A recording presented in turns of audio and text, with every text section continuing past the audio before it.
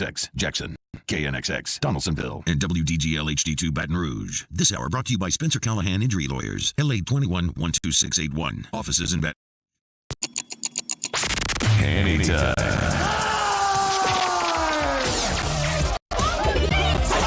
Anytime. A daily look at sports from our resident historian.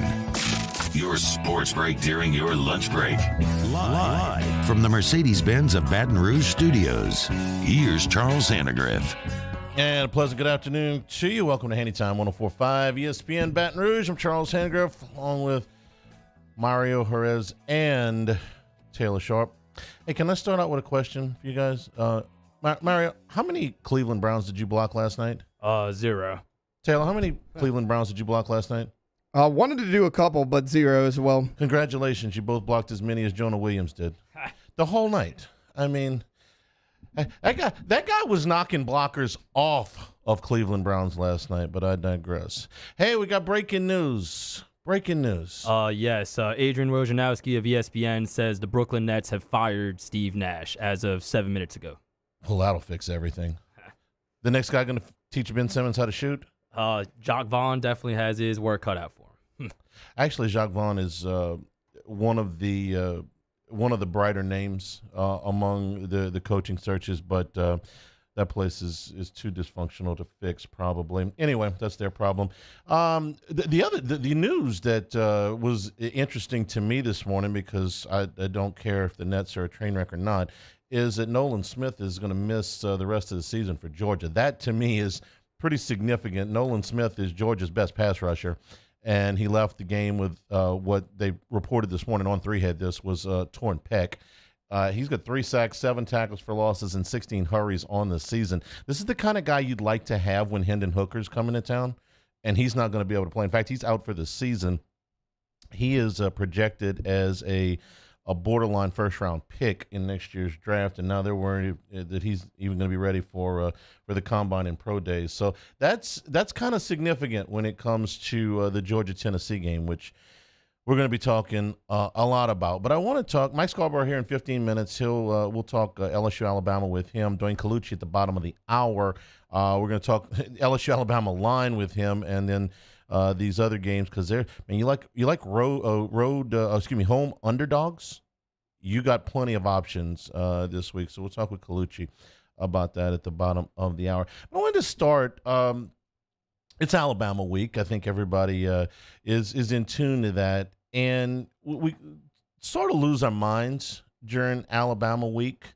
What's the perception of the series since Saban got to Tuscaloosa? I think the national perception is that Alabama has owned this series, and they've won 13 out of 17. So it's not like you can say that they haven't dominated the series.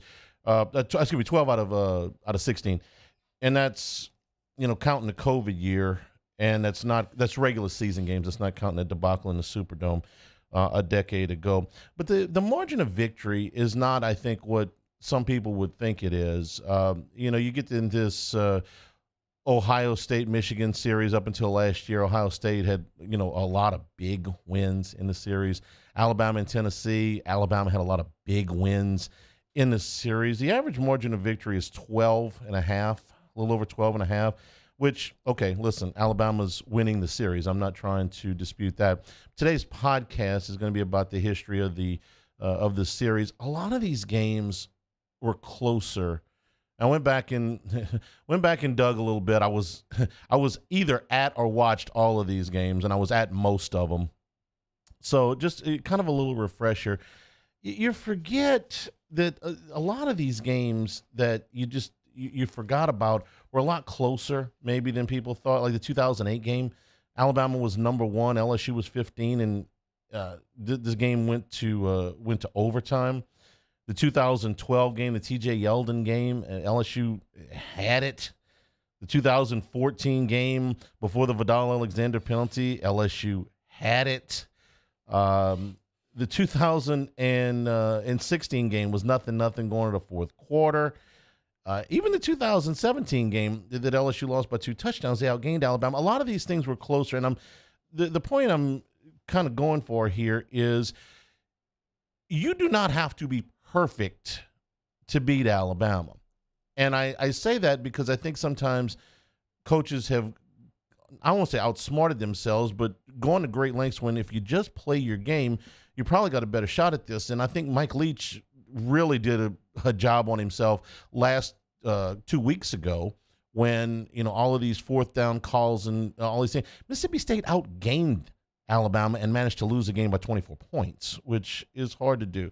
So and Les Miles did this in 2014 with the fake kick, and it was a awful call. It's like, look, man, you can play these guys straight up if you just play your game. Now, not everybody can do this. I mean, Vanderbilt can't do this. Missouri can't do this. Certainly none of the non-conference teams that are non-Power Fives can do this. But Southeastern Conference teams can do this and have, especially this season. So it's going through all of the things that you hear Alabama week. What does LSU have to do to win? And it's like, they've got to do all of these things perfect, or they've got no chance to win. So I came up with the 5 things that I hear the most often about what you've got to do to beat Alabama and see if they're true or not. Number 1, I hear this: you have to outgain them. If Alabama outgains you, it means that they've controlled the game, and if you don't outgain them, you can't win. You have to have great quarterback play. This one gets out there a lot, and there's ample reason for it. The Joe Burrows and Cam Newton games and Johnny Manziel games, I get it, why you would think that you have to have great quarterback play in order to beat Alabama. Hendon Hooker earlier this year. You have to stop the run, because if you don't, the Derrick Henrys and Trent Richardsons and now the Jahmyr Gibbs of the world, they're just going to run all over you. If you don't stop the run, or at least slow it down, you got no chance. You have to pressure Bryce Young, because if you don't pressure Bryce Young, you've got really no chance in this thing. And then the last one is the Tide won't beat themselves. I mean, this is not a team. This is an Nick Saban coach team. This is not a team that's going to beat themselves. So are all of those things true? Do you have to do all of those things? I took a look at the games this year. I threw out the non-conference games besides Texas. I threw out the Vanderbilt game because, like I said, Vanderbilt doesn't have the personnel to play with Alabama. And I threw the A&M game out because Bryce Young didn't play. And here's what I came up with. Against Texas, a game that Alabama won by 1 point, and Texas missed a 20-yard field goal right before the half. You have to outgain them. Nope. Texas had 9 more first downs than Alabama. Total yards were pretty much a push. They're within 3 yards of each other. Time of possession was 50-50. So Texas didn't really outgain Alabama in total yards. It was kind of a push. The time of possession was kind of a push, and they could have won the game. You have to have great QB play. Quinn Ewers was great in that game. Not really. Hudson Card played about half the game, and Quinn Ewers played the other half of the game. They were okay. 23 of 34 for 292 yards, no touchdowns, and no interceptions. Okay. I mean, that's a nice game. That's not Johnny Manziel. It's not Cam Newton. It's not Joe Burrow, and yet they were right there. You have to stop the running game? Nope. Alabama ran for 6.7 yards a carry, and this was before Gibbs really got going. Now, he did catch 9 passes that day, but Alabama ran at will against Texas, and Texas almost beat them. You have to pressure Bryce Young. Nah, you get into a little bit. They sacked him twice. They pressured him 7 times. And outside of the 20-yard run that he had in the fourth quarter, he wasn't much of a factor in the running game, but he escaped all over the place. He bought himself time so many times. I think that you do have to get pressure on Bryce Young. I think that part is true. Alabama won't beat themselves. They have 15 penalties for 100 yards. Did a pretty good job almost beating themselves. Against Arkansas, you have to outgain them. Well, Arkansas got outgained 555 to 377. They were within 5 points to start the fourth quarter. You have to have great quarterback play. Arkansas didn't. 17 out of 34. Fortin came in for Jefferson in the second half of that game. 17 of 34, 190 yards and a touchdown, no interceptions. They were right there. You have to stop the run game. Nope. Alabama ran for 317 yards, 7.5 a carry, and Arkansas was right there, in the fourth quarter. You have to pressure Bryce Young. Young left that game. Pretty average numbers before he got hurt in that game. He was 7 of 13, had a touchdown and interception. Alabama won't beat themselves. Had 101 yards in penalties and a turnover. Now, they got loose in the fourth quarter. But with all of that, Arkansas was right there. It was a 5-point game going to the fourth. Tennessee, you got to outgain them. Total yards were a wash. You have to have a great quarterback play. Hooker was great. There's no doubt about that. You have to stop the run game. Tennessee held Alabama to 3.7 yards per carry. Gibbs had 3 touchdowns, but he worked for those 103 yards. You have to pressure Bryce Young. They did. 1 sack, 9 hurries, and Young still had a brilliant day. I mean, he threw for 455 yards and 2 touchdowns. Alabama won't beat themselves. 130 yards in penalties and a turnover. Yeah, they kind of do. And Mississippi State, you have to outgain them. Nope. State outgained them. Lost the game by 24 points and outgained them. You have to have a great quarterback play. No, Will Rogers threw the ball 60 times. This is part of what I'm talking about, where the coaches think we have to do something extraordinary. You really don't. Have to stop the run. No, Mississippi State stopped the hell out of the run. Alabama had 29 yards rushing against Mississippi State, still won the game by 4 touchdowns. You have to pressure Bryce Young. Yeah. They sacked him twice and hurried him 6 times. He threw for 250 yards and 2 touchdowns. Tide won't beat themselves. Well, they didn't in that game. 20 yards in penalties, no turnovers. So what does all this tell us? That most of these axioms are false. You have to outgain them. You don't. They've multiple times, I tell you, teams have played them straight up, even when they've been outgained. You got a 50-50 spot in yards. You're going to be right there. You have to have great quarterback play. Partially true. If you get great quarterback play, this is your best avenue to beat them. But Texas and Arkansas were right there with very average quarterback play. You have to stop the run. Nope.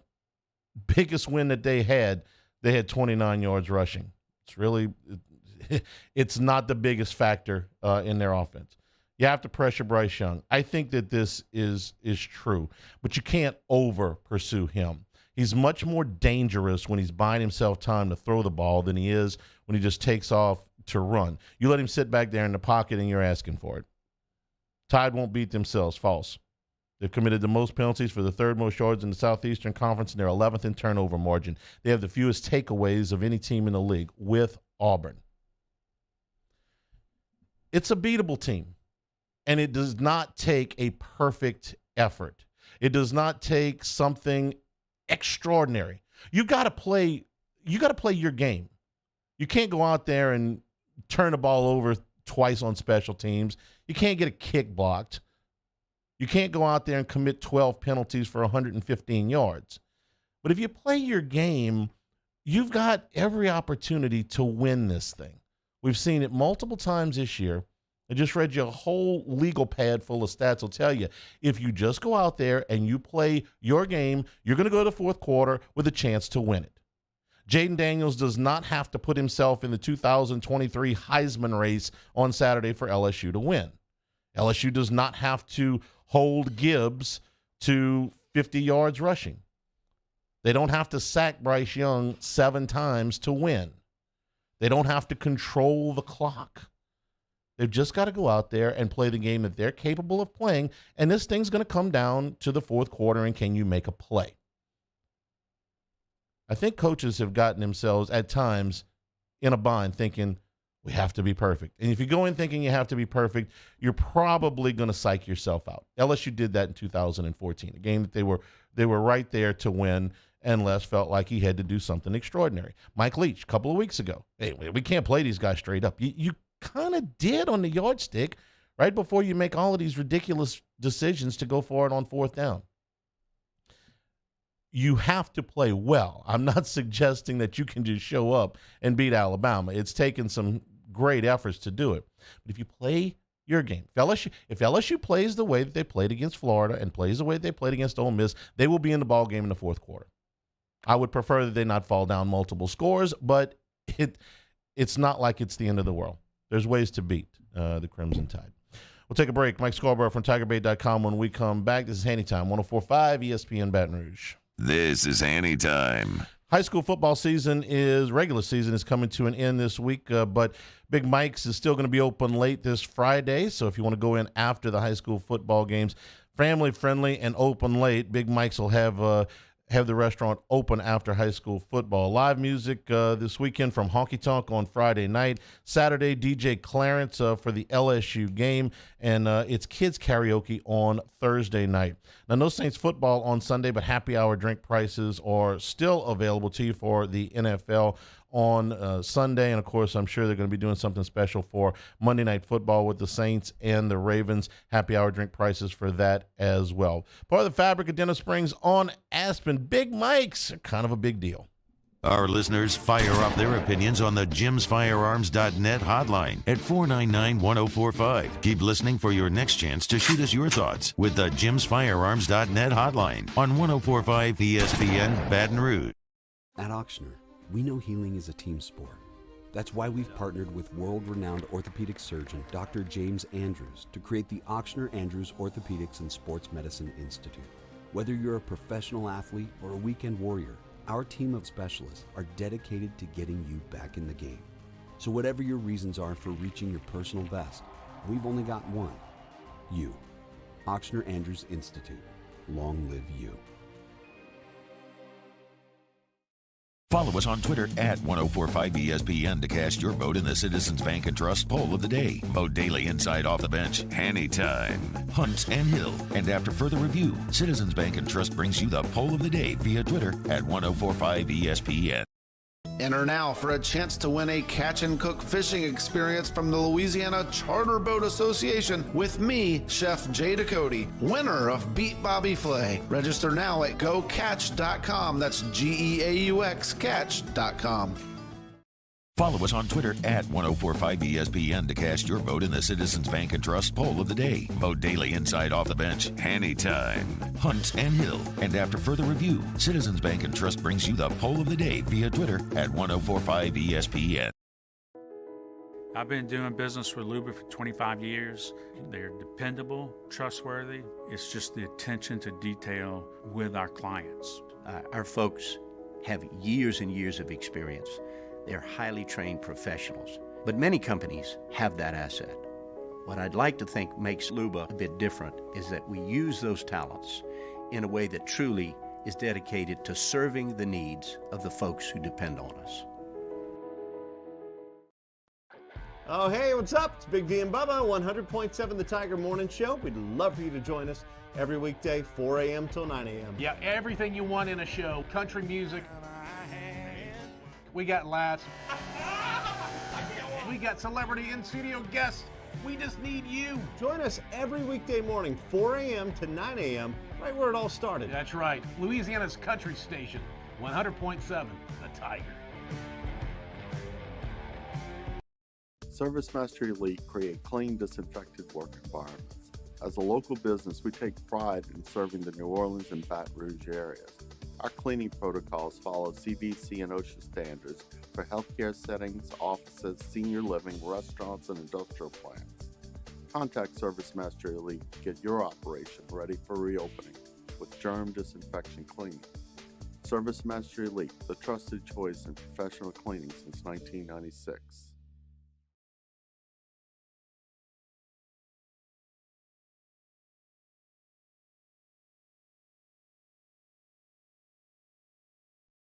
Jimmy out and Mike Delicano for the Tuesday edition of Game Time presented by Bet Rivers. We're at Doe's Eat Place on Government Street in the heart of Mid-City. Game Time presented by Bet Rivers, 6 to 8 p.m. on 104.5 ESPN Baton Rouge.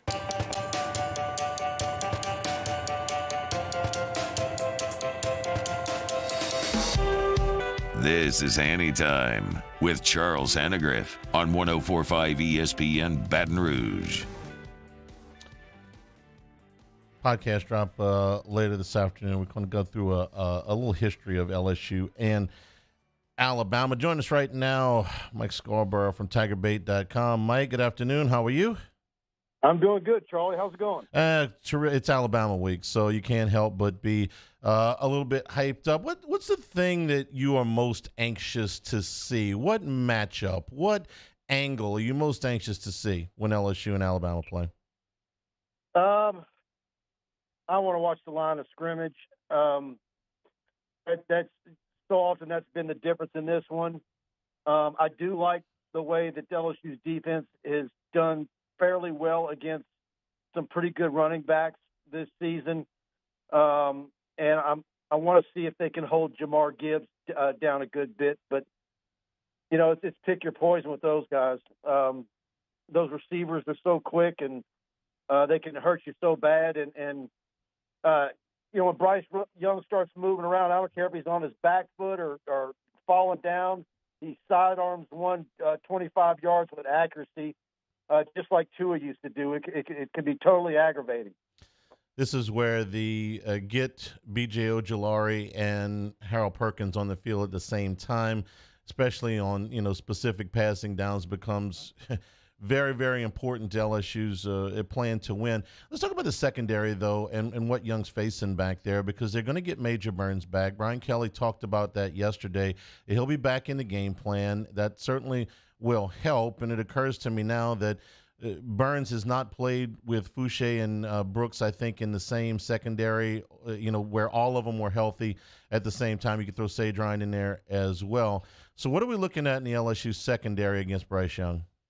Yeah, so I'm assuming most of the open date he was going full speed out there, and so hopefully that's given them additional time to work together. And but Major Burns was playing very well before he got hurt.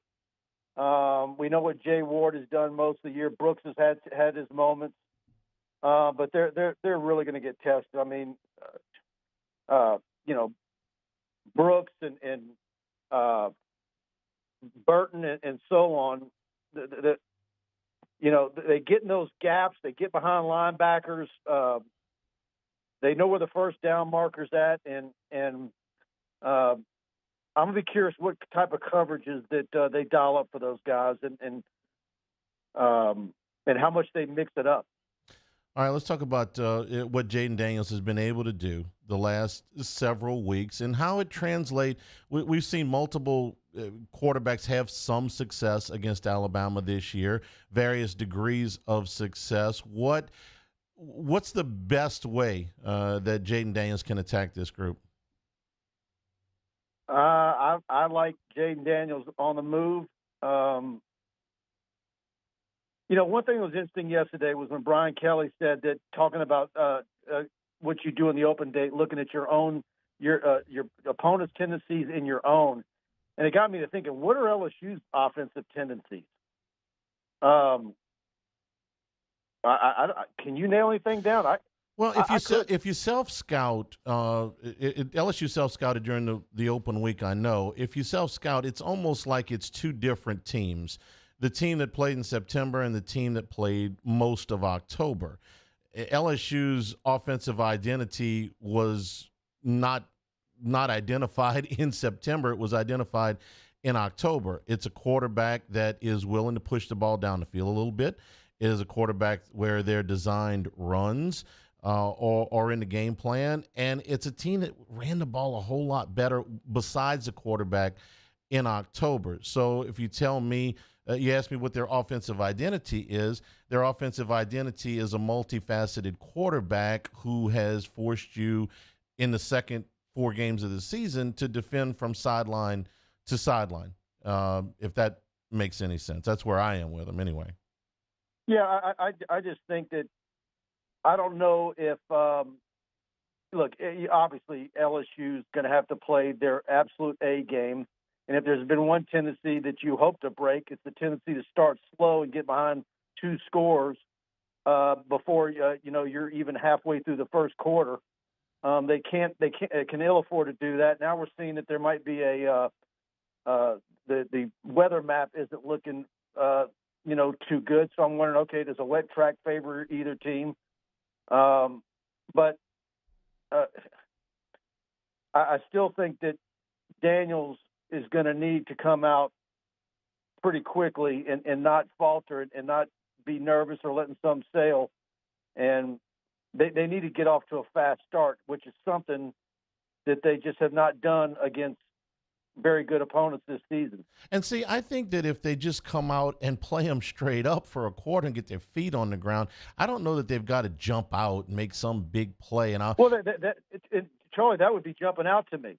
Okay, you're right. Yeah, I mean, whether that initial deal where you're not saying here we go again. Well, and I guess what I'm saying is just play. I don't need them to run a reverse on the kickoff. I don't need them to run a flea flicker on the first play, on the first drive. I don't need them to come out with something that's completely out of character for what they've done. I don't need them to fumble a kickoff. I don't need them to bust a coverage in the first quarter. But right this second, I would feel like LSU was leading if the score was 0-0 at the end of the first quarter. I really would. I'm goofy as that sounds. That would absolutely be fantastic. I just, when you think about it, defensively, when they look at Jaden Daniels, are they looking at him and trying to defend him the same way LSU is wanting to defend Bryce Young? And you're talking about having Harold Perkins in the game much more. And what different ways do they go about trying to keep quarterbacks with some similar skills that can hurt you, regardless of how good your defensive backs are covering? How do they go about it differently, or is it going to be similar?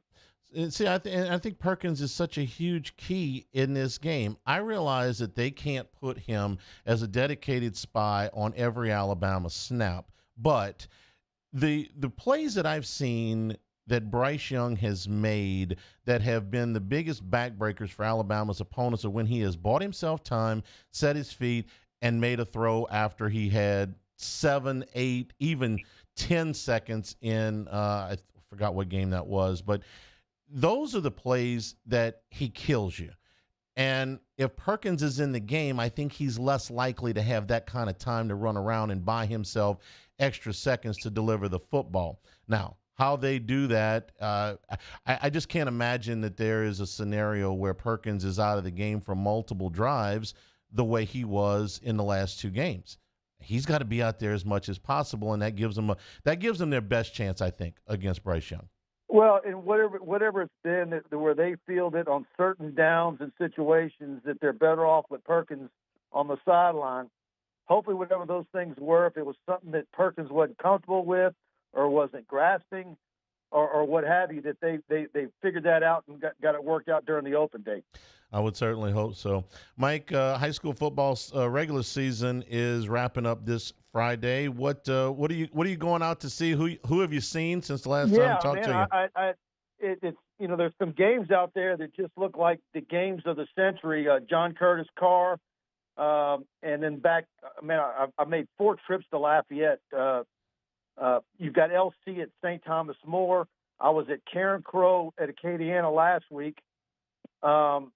But then you're going to get into the playoffs. So I'm trying to choose between some games, and it's really just trying to get to see some kids that LSU's pursuing that maybe might not be in the playoffs, or if they are, they're going to be too far away. So trying to figure out where I'm going to go on Friday night. But we'll be out probably both Thursday and Friday night this week. All right, Mike, we appreciate the time. TigerBait.com. We'll see you at the game on Saturday. See you then, Charlie. Thanks. And we'll take a break. Dwayne Colucci from Las Vegas. When we come back, this is Hanny Time, 104.5 ESPN Baton Rouge. This is Hanny Time. If you're going tailgating for the game this weekend, make your dishes with Supreme Rice. A big jambalaya, a big gumbo, big red beans, big kind of crawfish etouffee. Make it with Supreme Rice and support our Louisiana farmers down in Crowley, Louisiana since the 1930s. Supreme Rice, all of it grown, milled, and processed down in southwest Louisiana. And it's real easy to get. Hey, stop by the pregame show at Rouse's, just off the LSU campus, just a few miles down Nicholson Drive, corner of Burbank and Lee. Pick up your Supreme Rice at Rouse's, or also all of your AG food stores, all of your Walmarts, all of your Costco's, your Walmart neighborhood stores as well. You're going to enjoy a delicious product. You're going to stretch your food dollar, and you're going to be supporting our Louisiana farmers. So make it Supreme Rice, whether it be in the brown, the long grain, the medium grain, or the jasmine. For more information and some unique recipes, go to supremerice.com. In times of need, get a full list of phone numbers, websites, and other important emergency information on the Demco Stormwatch page at 1045ESPN.com.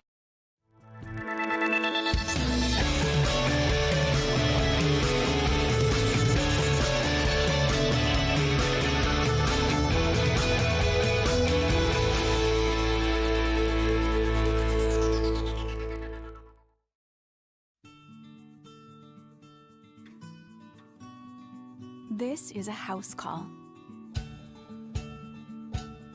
This is a follow-up appointment.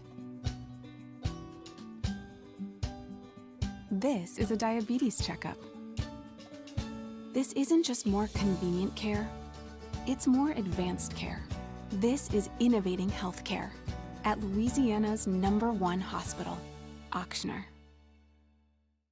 Gulf Coast Office Products is a nationally recognized Savin office equipment dealer based right here in Louisiana. Over 100 employees strong, Gulf Coast has the boots on the ground to support all vertical markets from education, engineering, legal, and finance. With the latest in office technology from desktop to production segment units, Gulf Coast and Savin have the perfect fit for you. Call 225-756-2644.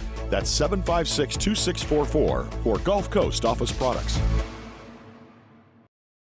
It's no secret, the best oysters in Baton Rouge are at Jolie Pearl Oyster Bar. Enjoy mouth-watering South Louisiana flavor and oysters from all over the country. And don't forget our nightly drink specials.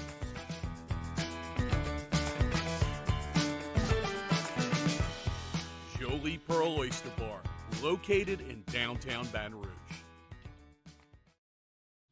Eli's always been into grilling. It took us a while to see it, but the signs were there. What are you doing, Eli? I knew grilling was my thing. I have been talking about it throughout my career. Happy with the results? I am. Got the new grill from barbecueguys.com. It performed great. My advice, as I always told my boys, do more of what you're born to do. Barbecue Guys, for those who were born to grill. You want cheese on your burger, Pops? I'll take a little cheese.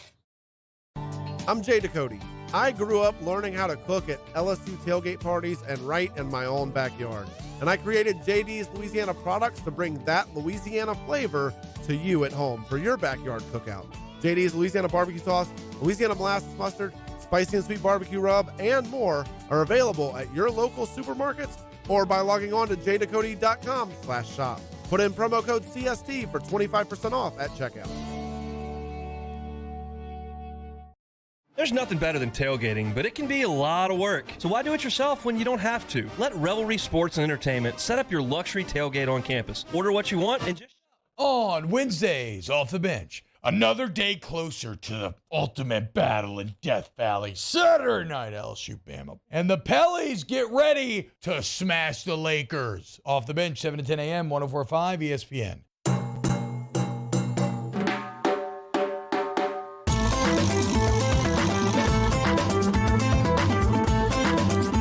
This is Hanny Time with Charles Hannegriff on 104.5 ESPN Baton Rouge.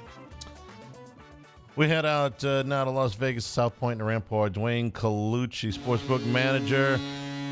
Colucci, how you doing, man? Doing good, Hanny. How about yourself? Fantastic. It was a great weekend. A lot of college football action, a lot of pro football action that we enjoyed watching while LSU was off this week. So we got a chance to watch maybe a little bit more than we thought. Before I get in, I want to ask you about obviously LSU and Alabama and Georgia and Tennessee, but give me how it came in on the two big games last week that had those monster spreads. You had Georgia and Florida, you had Ohio State and Penn State, so you had these two behemoths up at the top that were monster favorites. Neither one of them covered, though Georgia probably should have. Where'd the action lay with these high-profile games with these big numbers?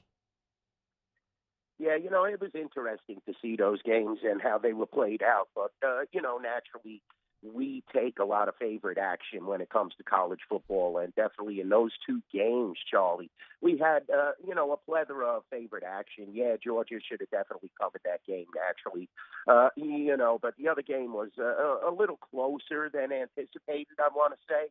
But the action was one way, basically, on the favorites. Very similar in the Syracuse game as well. We took a lot of Syracuse action, and Notre Dame just came out and crushed them and handled them. So, at my shop and the South Point, we do take a lot of favorite action. Naturally, the Sharps will dabble. They'll take some underdogs. And, it did take a 28-point fourth quarter for Ohio State to just start to lay it down on Penn State. But both teams really were never, close to covering. Georgia should have, though, like we said. All right, so how does the early action look on the two big games this weekend? I'm going to ask you where you opened Georgia and Tennessee at, because it seemed like there was a lot of Tennessee action that came in there early. Yeah, definitely. We opened it up at 8, and, we're currently sitting at 8. We're getting good two-way action on this game, I'll be honest with you, Charlie. A lot of people are going to take Tennessee just because of the way they reacted and played against Alabama. That was an impressive victory, and, anytime you knock off the Crimson Tide, people start to be more perceptive, and the public starts to pay attention a little more. But definitely this is going to be a heavyweight matchup. I do believe that Georgia is a better team than Alabama. So I think, you combine that with the home field advantage. And I think we're going to see a little more Georgia money as we get closer to game time. I see a lot of shops do have it at 8.5 around town. We are taking good two-way action thus far in this game. All right, so tell me where the action is on LSU and Alabama, where you opened it, where you are now, and what you're seeing here. I know it's early in the week for college football out in Vegas, but where are you seeing the early action? Yeah, we're starting to take a little LSU action here. The ticket count is a little higher on LSU, even though we haven't moved the line yet. We opened it at 13. Still sitting at 13, Charlie, but we're seeing a lot of parlays at teasers, teasing definitely LSU up to the 19-point range, even 20 with the 7-point teasers. And that's a lot of points, definitely, for Alabama to be laying against an LSU team. But, Nick Saban now has to put the pedal to the metal. His team has to be a little more assertive because they do have that one loss on the docket. So you definitely want to make the playoffs, and you have to win out. So this game becomes very important, and you know how style points are as well when you start to deal with the committee. Is the public still piling in on Alabama? And I ask because they're, a reasonable but by no means spectacular 5-3 against a number. They didn't cover against Texas. They didn't cover against Texas A&M, and they obviously didn't cover against Tennessee. They lost the game. So is the public still is Alabama still that big of a public team? Yeah, definitely, Charlie. They're going to disregard these, games, even though it was against their toughest opponents thus far. They have not covered. So, people are going to regardless put them on parlays, money line parlays, also teasers. So, Alabama is as popular as ever. Don't be deceived, even though they have a 5-3 spread record. At my shop especially, everybody knows Alabama is, especially the first half. They start to bet on them because they usually get off to quick starts. Also, just because they're Alabama, people just put them on parlays and teasers. But this is definitely a matchup where people pay more attention. Any SEC matchup against an LSU, against a Georgia, against a Tennessee, the public is going to focus a little more and try to handicap the game to what they feel is the best situation for their favor. But I definitely think Alabama money, they're definitely one of the most popular teams in Las Vegas and with bookmakers just because of the parlay and teaser factor. I got to ask you what the reaction was in Vegas to the Raiders getting shut out on Sunday in the Superdome. Certainly didn't see that coming, and the lowest yardage output of any team in the NFL this year. I thought the game was kind of a toss-up, but the Saints really dominated it. Yeah, they have a lot of problems, I'll be honest with you, Charlie. And the book was very, very quiet they didn't get the ball past the 50-yard line till about the fourth quarter. So Late in the fourth New quarter. Orleans, right, yeah. New Orleans just totally dominated this team. Carr looks like he's in a fog. The coaching staff can't make adjustments. Outside of Jacobs, who is really performing well for this team this year. Adams has definitely had a letdown season. Waller's been on the injured list the whole season, basically. Very difficult to handicap the Las Vegas Raiders right now, and they are not playing a good brand of football, I'll be honest with you. And it's definitely disappointing to the home crowd here in Las Vegas because they were expecting some big things after last season, and it's been a total letdown. And now you're seeing them a 1-point favorite in Jacksonville, another team that really isn't playing that well. Lawrence hasn't performed up to expectations. And this is a tough situation going on the road after getting dominated. Although they're in the same proximity of the country, they didn't have to travel much. They're still up against it. I'll be honest with you, Charlie. All right, we're getting into that part of the calendar where you can, man, you want action. There ain't no, there's no shortage. Okay, you get the World Series tonight. You got the MAC tonight. You got hockey tonight. You got the NBA tonight. So give me, dealer's choice here, Kaluch. Give me a pick on something. I don't even care what it is. Just give me a pick on something on a Tuesday night. Well, it's always tough to bet on the action, Charlie. I'll be honest with you, so I'm not going to go there. I love the NHL, and you see this huge slate of games, so I'm going to be dabbling in the NHL without a doubt. Some big favorites on this NHL card. You look at the Rangers tonight; they're $250. Even the Vegas Golden Knights on the road are a $160 favorite at my shop, and the South Point. Minnesota against Montreal, $250. And we did give out Montreal the other night, but they played well against Minnesota, but Marc-Andre Fleury had a huge performance in Montreal. So I would entertain maybe taking the Canadians again because the price is so large. I would look at that game, but you have so many big favorites. And also I just read that Steve Nash has been fired. They didn't cover last night. The Nets, they're off to a 2-5 start. So the NBA has been very difficult. We've been doing well with the NBA, I'm going to be honest, though. We still have those Laker backers that are perplexed, and they can't cover a game, I'll be honest with you. So there's a lot of great slate tonight of betting action. I would look at the Phillies as well as a home dog. I like the way they're playing, and they're definitely matching up well against the Astros. They were life and death after Game 1, that huge comeback, and they got the job done, but now it starts to favor Phillies as you go back to Philadelphia, and I would definitely entertain looking at the Phillies. That cold weather, it was damp. They had to cancel the game last night. I love a home dog, so I would look at the Phillies tonight in the World Series. And like I said, probably the Montreal Canadiens as well as the New Jersey Devils, who are playing fabulous hockey, one of the leaders in the Eastern Conference. And that's hasn't been said since the Martin Brodeur days. They're right behind the Boston Bruins. I would definitely take them as a slight favorite, 120 at the Rampart and South Point against the Vancouver Canucks on the road. So looking at probably Phillies tonight, Montreal as a big underdog, but I would bet a little more on the Devils as a slight favorite on the road. All right, we got it. And the Phillies go Suarez instead of Syndergaard. The rain buys them another day, so they make that pitching change here tonight. Dwayne, we always appreciate your time. The South Point and the Rampart, you guys do a great job. We'll look forward to talking to you on Thursday night.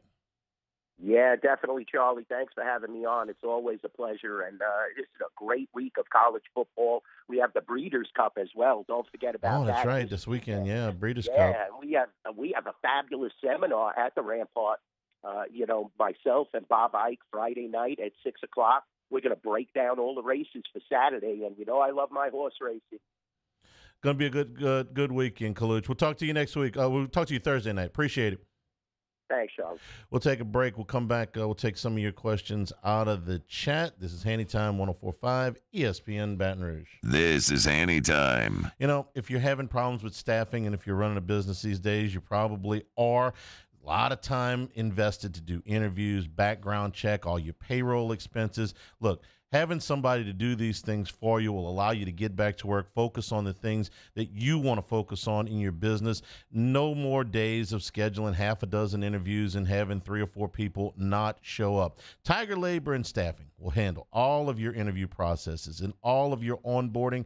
Whether you need somebody for a day, a week, a month, you can control your labor expenses, you increase your flexibility, and particularly, during those peak seasons, we're about into the holidays, some of your seasonal employees, you don't have as much time to deal with your staffing. For that, let Tiger Labor and Staffing do that. You lower your employment risk with a temp to hire option. It's only 60 days. That's the lowest in the industry. Tiger Labor and Staffing, you can go skilled or unskilled labor. Both are welcome. They'll match you with a job that fits. Quick turnaround on pay. Get your work done without the worries. Tiger Labor and Staffing. Success begins with the eye of the tiger. Go to tigerlabor.com. Professional golfers John Peterson and J.J. Colleen answer all your golf and life questions inside the new Drop Biscuit Studios podcast for the people. Download or subscribe today at dropbiscuit.com. There it is, the extra mile, on the border of expected and extraordinary for those willing to go further, like vans customized for work or play, with safety and tech to keep you connected. Supported by a 5-star sales, service, and finance team. And backed by the 1-star you know. So go the extra mile. It's never crowded because so few have what it takes to go there. Mercedes-Benz Vans. I am Juliette, daughter of Marguerite, granddaughter of Gabriel Piera. I come from a line of strong women. Women who knew struggle and success too. Still, I was scared by my breast cancer diagnosis. But I had Blue Cross coverage, which meant I got care from top doctors. I'm strong like my mother, and her mother before her. The right card, the right care. Crime has serious consequences, but anyone can make a mistake. If you find yourself in trouble with the law, know that you have rights, and it's okay to demand them. The law offices of O.C. Brown are here to protect you and your rights. Felony or misdemeanor, DUI or drug charge. No matter what crime you're accused of, you still have rights. Let the law offices of O.C. Brown uphold them. Call 225-343-1111. Your law firm for a lifetime. I've been doing business with Luba for 25 years. They're dependable, trustworthy. It's just the attention to detail with our clients. Our folks have years and years of experience. They're highly trained professionals, but many companies have that asset. What I'd like to think makes Luba a bit different is that we use those talents in a way that truly is dedicated to serving the needs of the folks who depend on us. This summer, meet Acura's heroes of performance.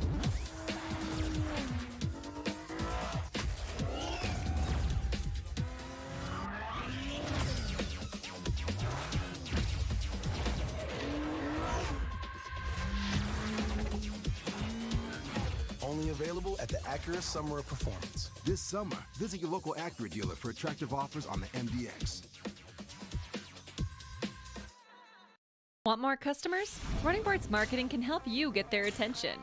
Imagine your brand's message on a giant LED billboard truck that can't be skipped and is nearly impossible to ignore. Running Boards Marketing is the leader in effective and affordable advertising on digital mobile billboards, which are 2 times more effective than traditional billboards. With a 97% recall rate, you'll leave a lasting impression with your customers. Visit us online at Running Boards Marketing. Matt Moscona inviting you to join us for Tuesday's AFR, presented by Insurance Network of Louisiana. Keep counting you down to LSU Bama. Peter Burns of the SEC Network will join us, and we'll talk quarterback play with Sean Salisbury, 3 to 6, 104.5 ESPN Baton Rouge.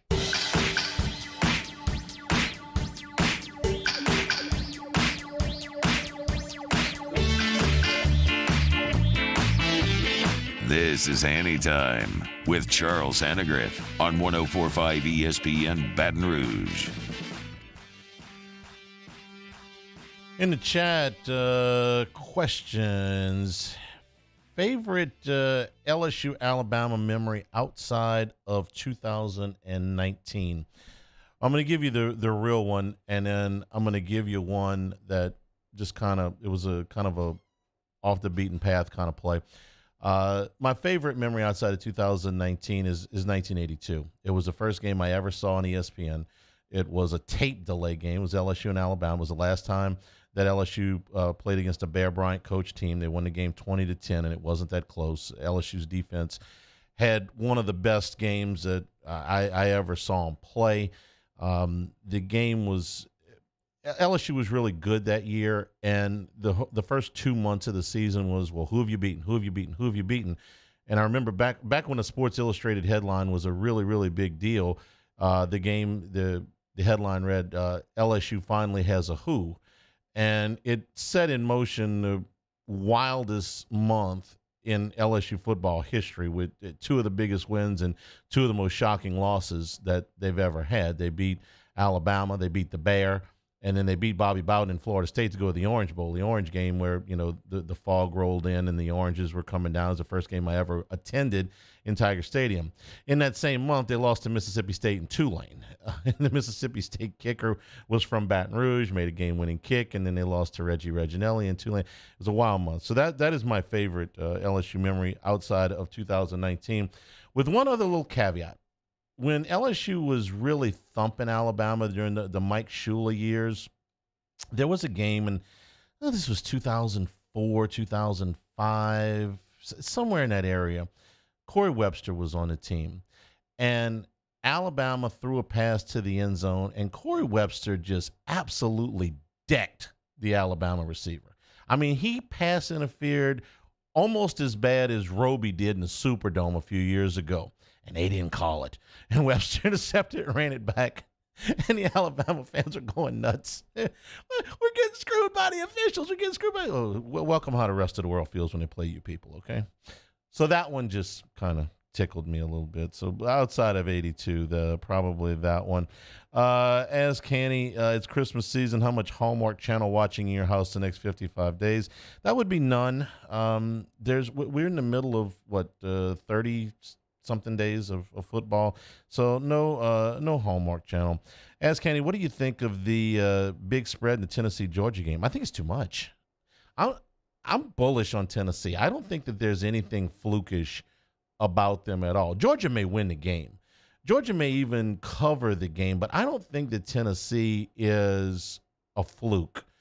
I watched them beat Alabama. I watched them beat LSU within an inch of their life in Tiger Stadium.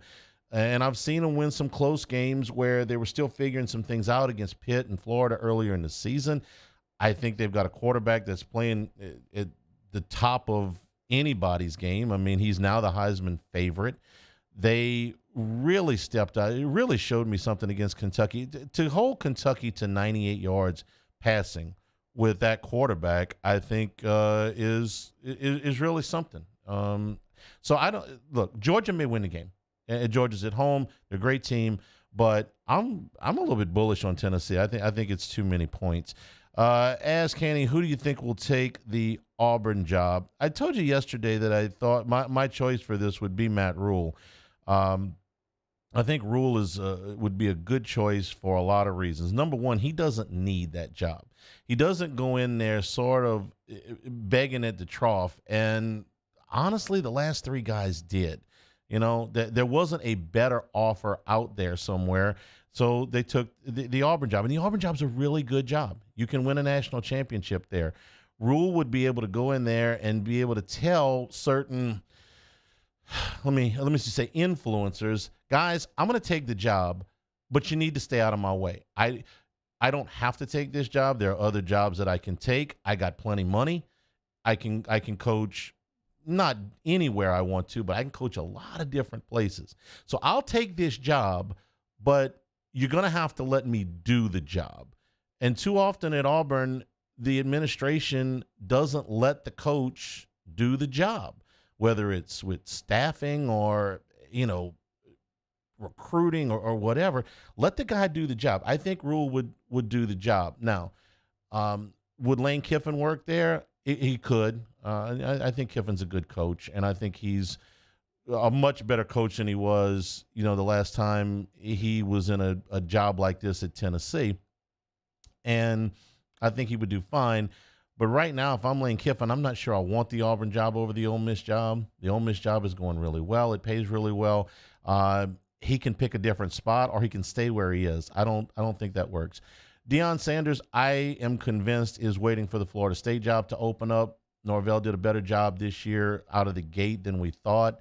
But I really think that Deion Sanders got into coaching because he wants to coach at Florida State, and he wants to bring that program back to where it was when he was there and in the 90s. So I don't think that – and also, has his money and doesn't need to take any job. So I think Deion could do a good job there. I think he would recruit, obviously, at a very high level, and it would be a interesting dynamic with him and Saban, in the same state. But I think Deion Sanders wants to coach at Florida State. So, and then the other candidate is Hugh Freeze.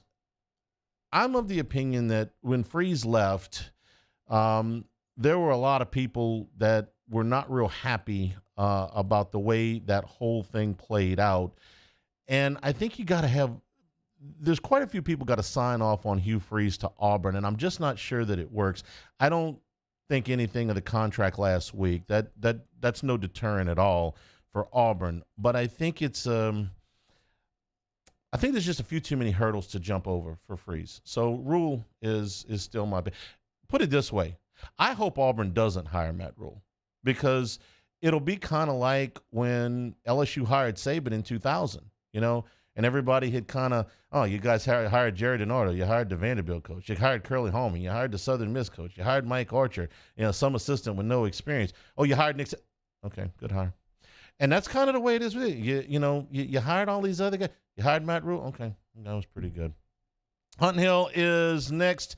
From all of us here, I'm Charles Hanniger saying thank you and good afternoon. It's been Hanny Time, 104.5 ESPN Baton Rouge. This is Hanny Time. Continuing to buy my vehicles from Acura and Infinity of Baton Rouge. The transparency in price and the service is fantastic. They're going to treat you really well. But I keep going back time and time again because they're constantly refreshing things with the Acura line. The 2023 Integra, the newest and latest, greatest technology and styling. But just in the last several years, they've had several refreshes in the Acura line. The all-new MDX Type S and the Type S Advanced, turbocharged, the V6, the massaging seats, new color combinations, new body styles on the 2022 MDX, the 2021 TLX, and the TLX Type S.